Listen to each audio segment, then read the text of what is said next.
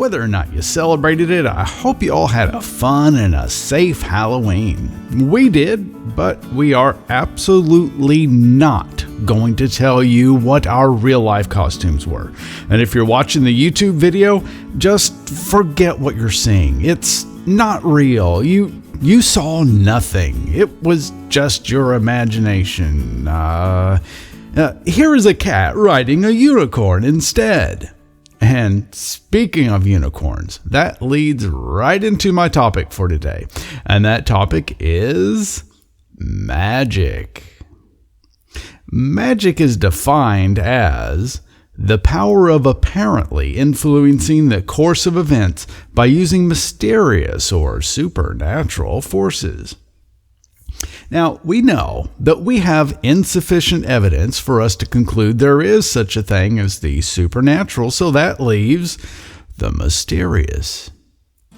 A good mystery is an unsolved puzzle, an unanswered riddle, a fantastic journey into the great unknown. When used to describe something as an adjective, magic is mysteriously enchanting. If you place great value on believing only things for which there is sufficient and sufficiently good evidence, like I do, it can be easy to lose the magic. After all, there isn't enough evidence to move to the realm of fact things such as angels and demons, ghosts and garden sprites, gods, goddesses, and heaven and hell.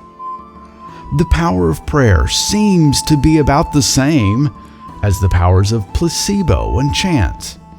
And the power of positive thinking seems to be best explained by personal attitudes and actions and confirmation bias. But even in the mind of the one who does not accept mythology as true, there is always room for and arguably great benefit in fantasy, mythology, and creative imagination. The placebo effect has been known since more than 300 years ago when a British physician tested expensive metal rods purported to draw disease from the body. He made wooden replicas to mimic the metal ones, so those using them thought they were using the ones sold by the fraudster. And he found that 4 out of 5 patients who believed they were magic rods who had rheumatism reported that their pain improved. Since then, placebo has become a standard part of medical testing, and it's sometimes used by doctors with often fantastic results. The mind-body connection, while not fully understood, is undeniably real. From cures by placebos, such as sugar pills, chanting, and prayer, to the documented health benefits of artistic expression and loving touches exchanged with both humans and their pets.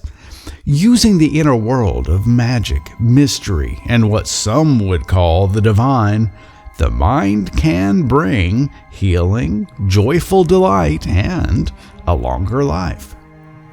Do you hear a song that moves you?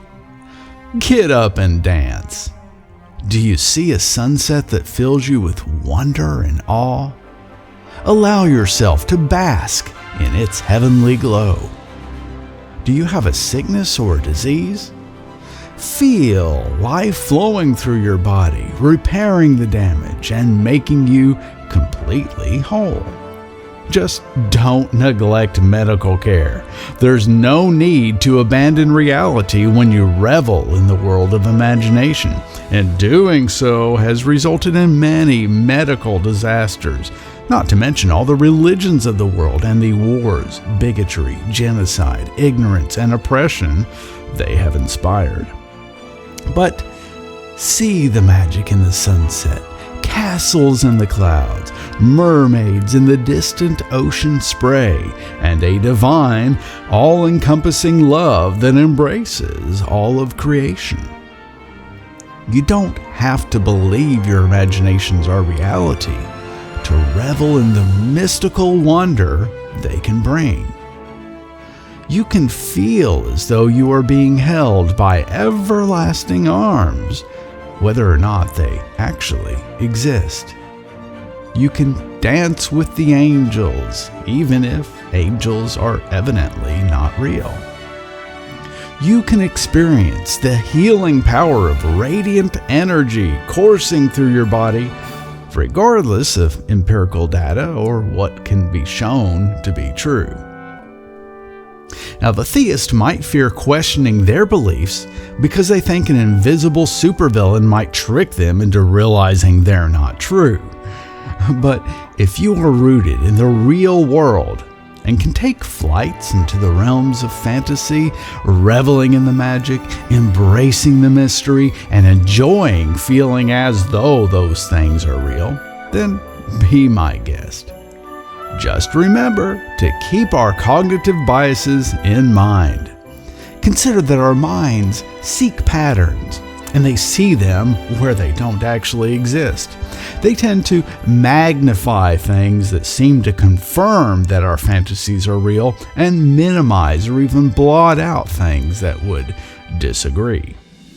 In this way, we think our God or gods have answered our prayers, miracles have happened, and we have seen angels, demons, the face of Jesus, or the Virgin Mary in a vision or on a piece of toast. As humans, we possess the ability to create our own non-existent reality. As great apes, we're quite new to this ability, and we've gotten ourselves into a lot of trouble by not knowing how to distinguish between reality and fantasy. So, get to know the real world intimately, and also become well acquainted with the world of imagination.